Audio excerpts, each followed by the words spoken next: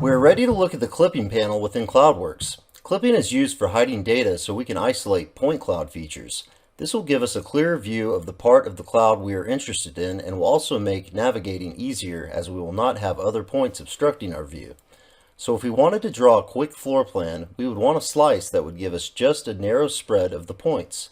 Let's go into an elevation view and cut our slice through the z-axis. Notice all the points outside of the slice are hidden and we only see the area we selected. Now let's go to a top view so we can get a clear look at the results.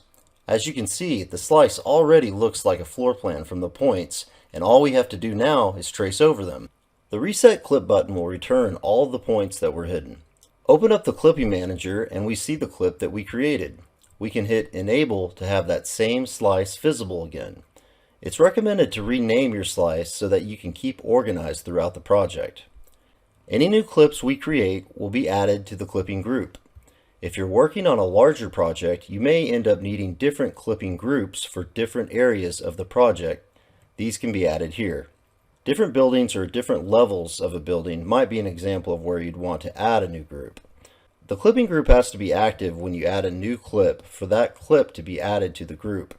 You can also delete groups you have created within the Clipping Manager. We can also enable or disable all the clips, delete the selected clip, or delete all of the clips in the clipping group. The forward and backward buttons are also very helpful.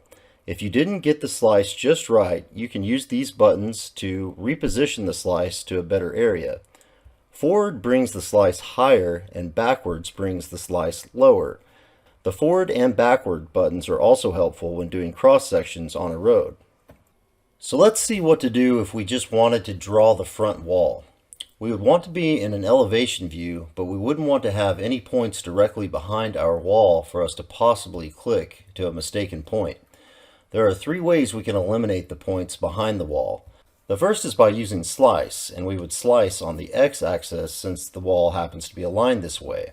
Another way is by using the limit box. Limit boxes are set with 3 clicks. The first 2 set the size of the limit box in the x-y axes, and the third sets the elevation. So this is very helpful to do from a view that you can see both planes at the same time. The limit box can be inflated and it can also be deflated. You can also name the limit box in the Clipping Manager. The last way would be to use the Hide Inside or Hide Outside tool. We can fence around the area we want to keep and hit Hide Outside in this scenario. And yes, we can also name this clip in the Clipping Manager so we can use later when needed. And that concludes the features of the clipping panel.